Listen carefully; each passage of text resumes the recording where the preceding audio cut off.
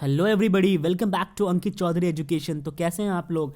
आज की क्लास में पढ़ने वाले हैं हम स्ट्रेन के बारे में। लास्ट क्लास स्ट्रेस डिस्कस कर लिया था, टाइप भी डिस्कस कर लिया था। उम्मीद करता हूँ आप सभी लोगों ने वो वाली वीडियो देखी होगी। अगर नहीं देखी है तो प्लीज़ मेक श्योर कि आप उस वीडियो को देख लें, स्ट्रेस को समझ लें, क्योंकि स्ट्रेस के ऊपर ही स्ट्रेन बेस्ड है। तो चलिए शुरू करते हैं फटाफट इस वीडियो को। देखिए, डिफाइन द टर्म स्ट्रेन, ये एस.एल. अरोरा के अकॉर्डिंग 5th क्वेश्चन है। इसको तो हम पढ़ेंगे। इसके बाद हम इसके बारे में भी जानेंगे कि इसकी कोई यूनिट क्यों नहीं होती है, कोई डायमेंशंस क्यों नहीं होता है, और सबसे इंपॉर्टेंट बात कि यार ये स्ट्रेन है ना, इसके कितने अलग अलग टाइप्स होते हैं, ये बहुत ज़्यादा इंपॉर्टेंट है। तो देखो, अगर डेफिनेशन के अकॉर्डिंग चलें तो जब कभी भी आप किसी पर डिफॉर्मिंग फोर्स लगाते हो किसी बॉडी पे, राइट, तो वो बॉडी अपने शेप एंड साइज को चेंज कर लेता है, क्योंकि आपके द्वारा लगाया गया एक्सटर्नल फोर्स ही तो डिफॉर्मिंग फोर्स था और उसने उसके शेप एंड साइज को चेंज कर दिया। अब पहले वो था 5 मीटर का, मान लो कोई ऑब्जेक्ट 5 मीटर का था और आपने उस पर फोर्स लगा के उसको कर दिया 3 या 4 मीटर का। तो मान लेते हैं कि पहले था वो 5 मीटर का और आपने अब फोर्स लगा के कर दिया 3 मीटर का, राइट। तो जो भी चेंज आया वो कितने का आया, 2 मीटर का चेंज आया, राइट। तो यहाँ पे इन्होंने क्या कहा है कि जो रेशियो होता है ओरिजिनल, जो रेशियो है ओरिजिनल लेंथ का डिवाइडेड बाय, सॉरी, जो चेंज इन लेंथ आया उसका रेशियो ओरिजिनल लेंथ के साथ जो होता है वही आपका होता है स्ट्रेन, राइट। समझ गए बच्चों। तो स्ट्रेन का मतलब बेसिकली है ratio of change in length divided by original length. ठीक है, यहाँ पे भी यही लिखा हुआ है कि the ratio of the change in any dimension produce in the body. Dimension में चेंज होना चाहिए, ठीक है। मान लो कि जरूरी तो नहीं हर बार लेंथ में चेंज होगा, किसी बार वॉल्यूम में भी चेंज हो जाएगा, किसी बार सरफेस एरिया में चेंज हो जाएगा। तो जो भी डायमेंशन का चेंज आया है डिवाइडेड बाई जो उसका ओरिजिनल डायमेंशन था, मान लो कि किसी का वॉल्यूम, ठीक है। अब किसी की वॉल्यूम की बात कर लेते हैं तो इसको रब करके लिख देता हूँ। यहाँ पे वॉल्यूम लिखेंगे, मान लो यहाँ पे कंटेनर ड्रॉ करूँगा मैं एक, देखिए यहाँ पे ड्रॉ करते हैं एक रेक्टेंगल, ठीक है।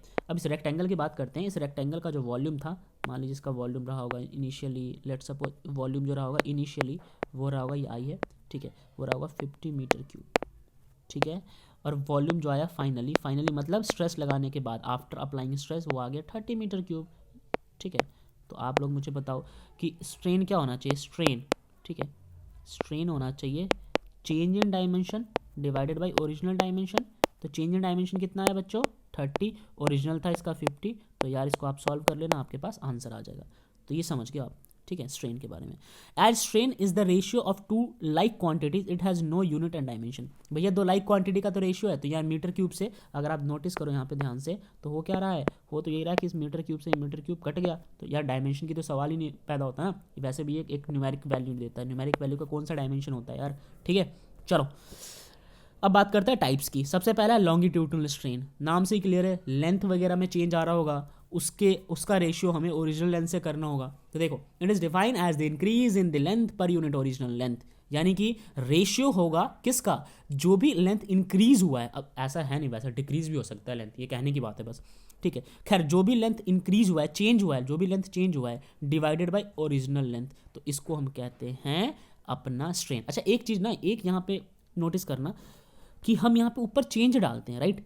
तो यहाँ पे मैंने क्या करा, इनिशियल वैल्यू डाल दिया, जबकि इनकी चेंज वैल्यू आएगी 20, राइट। तो यहाँ पे 20 आना चाहिए, तो वो चीज़ आप करेक्ट कर लेना। मैं आपको यहाँ पे समझा देता हूँ लॉन्गिट्यूडनल में। देखो, इसको रब करते हैं और वापस लॉन्गिट्यूडनल को समझने की कोशिश करते हैं।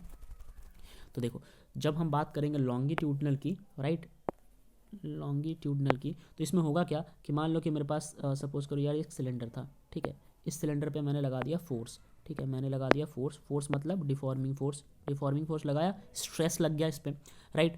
तो इसका पहले से लेंथ था मान लो कि 2 मीटर, ठीक है, और 3 मीटर मान लेते हैं, ठीक है।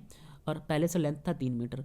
तो अब नया जो सिलेंडर बन के आया मेरे सामने, तो नया सिलेंडर जो है वो है, मान लो थोड़ा सा इंक्रीज़ कर जाता है, मान लो साइज़ इंक्रीज़ करा देते हैं इसका, ठीक है। डिक्रीज़ भी कर सकता है, इस बात को ध्यान रखना। तो यार इसका साइज़ इंक्रीज़ करके हो गया मान लो कि 5 मीटर, राइट। इसका हो गया साइज़ 5 मीटर।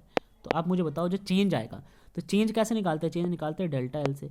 डेल्टा एल निकालते हैं जो भी फाइनली आया है और जो भी इनिशियली था, ठीक है। तो फाइनली तो क्या आया बच्चों, फाइनली है 5, पहले से था 3, तो चेंज आ गया 2। ये 2 जो है ना, ये जो 2 है ये बहुत इंपॉर्टेंट है, ये डेल्टा एल की वैल्यू है आपकी, ठीक है।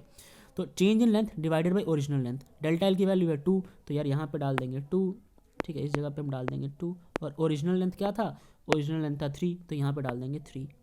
यानी कि आप समझ गए, इस 5 का काम केवल डेल्टा एल निकालने के लिए था, इस 5 का काम केवल था डेल्टा एल निकालने के लिए।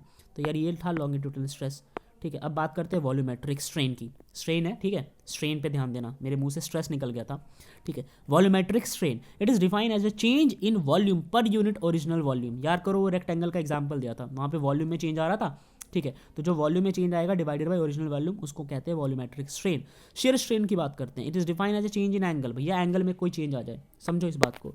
देखो जैसे कि सपोज करो यार, ये मेरे पास एक ऑब्जेक्ट ड्रॉ करता हूँ, ठीक है, ठीक है। अब ये यार यहाँ पे कितने डिग्री का एंगल बना रहा है, 90 डिग्री का एंगल बना रहा है, लेकिन आप यहाँ से कोई फोर्स लगाते हो, फोर्स लगाने के बाद इसका शेप एंड साइज आप पूरी तरह से बिगाड़ देते हो और आप इसको बना देते हो कुछ ऐसा, ठीक है। नहीं, इधर से नहीं बनेगा ये, ऐसे ये बनेगा, ठीक है। तो इसके एंगल में चेंज आ गया। अब 90 से मान लो ये हो गया, यहाँ पे 90 से हो गया या 92 डिग्री का, 2 डिग्री का तो चेंज आया। तो जो भी एंगल में चेंज आया, उस चेंज इन एंगल, ठीक है, डिवाइडेड बाई जो भी पहले से था, उसको हम कहते हैं distance between two parallel planes. ये आपको समझने के लिए ज़्यादा दिमाग लगाने की ज़रूरत नहीं है। एंगल हमेशा दो प्लेन्स या लाइंस के बीच में बनता है, तो ये चीज़ लिखा हुआ है, ठीक है। मैंने यहाँ पे एंगल पे बता दिया। तो ये सारा स्ट्रेन क्लियर हो गया आपको, इसके टाइप्स क्लियर हो गए अच्छे से। आगे बढ़ते हैं। अब यहाँ पे देखो स्ट्रेन की बात करते हैं। Deformation divided by original shape, यानी कि कितना आपने डिफॉर्म किया हमेशा इस पे, और जो शुरू में था वो, ठीक है। तो जो भी डिफॉर्म करते हो आप, जैसे मान लो कि इस वाले में ये एक ओरिजिनल लेंथ थी, आपने फोर्स लगाया, फोर्स लगाया मतलब आपने स्ट्रेस लगाया। नोट करना, आपने क्या लगाया, स्ट्रेस लगाया, ठीक है। ये force is always equal to stress, आपके लिए तो स्ट्रेस ही है ना, आप तो उसको तकलीफ दे रहे हो, स्ट्रेस दे रहे हो, ठीक है। आपने स्ट्रेस लगा के इसका साइज चेंज कर दिया, इतना साइज चेंज हो गया, तो इतने की जो वैल्यू होगी उसे कहेंगे डिफॉर्मेशन, और जो ओरिजिनल इसकी वैल्यू थी उसे कहेंगे ओरिजिनल शेप। इसी तरीके से, तो इसमें लार्ज स्ट्रेन है भाई, बहुत ज़्यादा लग रहा है, इस यहाँ पे छोटा सा चेंज आ रहा है ना, छोटा सा डिफॉर्मेशन हो रहा है, तो डिफॉर्मेशन छोटा सा होगा तो स्ट्रेन भी छोटा सा ही आएगा। इसकी वैल्यू कम तो इसकी वैल्यू कम, डायरेक्टली प्रोपोर्शनल है, ठीक है। तो ये चीज़ आप समझ गए। तो यार स्ट्रेन था। नेक्स्ट क्लास में कुछ और देखेंगे, तब तक के लिए ऑल द बेस्ट।